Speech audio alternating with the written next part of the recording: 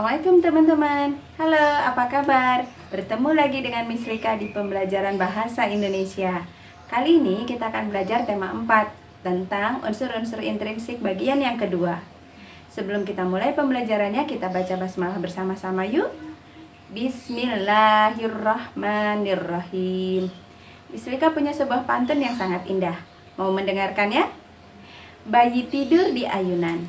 Ayunannya kecil dari papan. Sekolah itu tempat perjuangan, tempat dirimu meraih masa depan. Kita lihat penjelasan Miss Rika berikut ini. Lalu jangan lupa kerjakan tugas-tugasnya ya.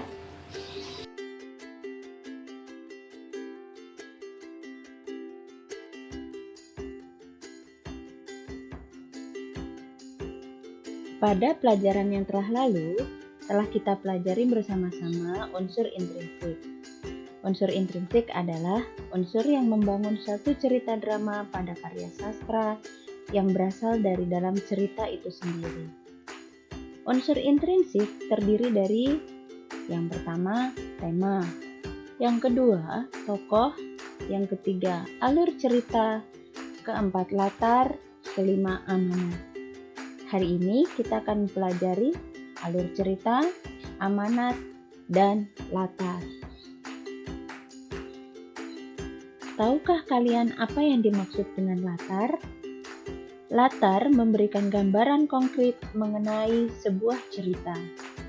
Latar memuat 3 aspek, yaitu waktu, suasana, dan tempat terjadinya cerita. Unsur intrinsik selanjutnya adalah alur. Alur adalah rangkaian kronologi peristiwa dalam sebuah cerita. Alur ini dibedakan menjadi 3, yaitu alur maju, alur mundur, dan alur campuran. Alur maju memiliki ciri set cerita berjalan maju, mulai dari masa kini ke masa yang akan datang. Sedangkan alur mundur, set ceritanya berjalan mundur, yang mana masa kini adalah sebuah hasil dari konflik yang terjadi di masa yang lalu. Sedangkan alur campuran, alur ceritanya yang mencampur masa kini dengan masa lalu dan juga dengan masa depan, disebut juga alur bolak-balik. Alur memiliki beberapa tahapan. Salah satu tahapannya adalah konflik. Konflik adalah masalah, pertikaian, pertentangan yang terjadi pada suatu cerita. Konflik ini hanya dialami oleh tokoh utama saja, namun dibantu oleh tokoh-tokoh pendukung. Unsur intrinsik yang terakhir adalah pesan moral atau amanat. Amanat merupakan pelajaran baik yang dapat kita ambil dari sebuah cerita. Amanat biasanya disampaikan secara tersirat, artinya tidak tertulis dalam naskah cerita. Tentunya sulit untuk menentukan amanat yang tersirat dalam sebuah cerita. Miss Rika punya tips gitu loh dalam menentukan amanat sebuah cerita. Oke, begini caranya. Untuk menentukan amanat sebuah cerita, kalian awali dengan kalimat "aku harus". Nah, kalimat "aku harus" kalian lanjutkan dengan pelajaran baik yang bisa kamu ambil dari cerita tersebut. Mudah bukan? Waktunya kita berlatih.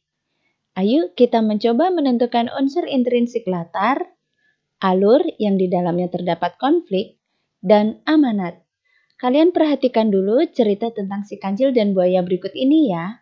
Suatu hari, ada seekor kancil yang kelaparan.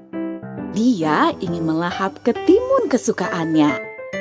Tapi ketimunnya ada di seberang sungai. Kancil berpikir dan menemukan ide yang bagus. Si kancil berteriak, "Buaya, buaya, ayo keluar!" Para buaya terganggu oleh si kancil. "Kalian mau daging segar?" tanya si kancil. Para buaya senang akan mendapat makan siang. Si kancil meminta para buaya untuk berbaris. Lalu lompat ke punggung buaya hingga seberang sungai. Si kancil berterima kasih dan minta maaf sudah mengerjai buaya. Para buaya pun kesal. Akhirnya, si kancil bisa makan ketimun kesukaannya. Nah, sudah kalian perhatikan kan cerita tentang si kancil dan buaya tadi? Yuk kita identifikasi unsur intrinsiknya. Berdasarkan latarnya, latar waktu dari cerita si kancil dan buaya adalah di suatu hari, sedangkan latar tempatnya berada di tepi sungai. Yuk kita tentukan unsur alurnya. Alur dalam cerita si kancil dan buaya ini maju, sedangkan konflik yang dialami si kancil adalah kancil sedang mengalami kelaparan, sementara ia merasa kesulitan untuk mengambil ketimun yang berada di seberang sungai. Terakhir, unsur pesan moral. Pesan moral yang bisa kita petik dari cerita si kancil dan buaya yang pertama adalah saya harus menggunakan akal pikiran untuk menyelesaikan setiap masalah. Yang kedua, saya harus menggunakan kecerdikan untuk kebaikan agar tidak merugikan orang lain. Tadi kita telah berlatih bersama menentukan unsur intrinsik cerita. Kini tiba saatnya kalian belajar secara mandiri menentukan unsur cerita. Silakan buka worksheet 6. Di dalamnya terdapat cerita berjudul Pak Weli, Kepala Sekolah Teladan. Silakan dibaca dengan memahami, kemudian kerjakan unsur cerita latar, alur yang di dalamnya terdapat konflik, dan pesan moral. Silahkan mengerjakan ya. Bagaimana teman-teman? Serukan pembelajaran hari ini? Kita tutup pembelajaran hari ini dengan membaca hamdalah bersama-sama. Alhamdulillahirabbil alamin. Wassalamualaikum warahmatullahi wabarakatuh.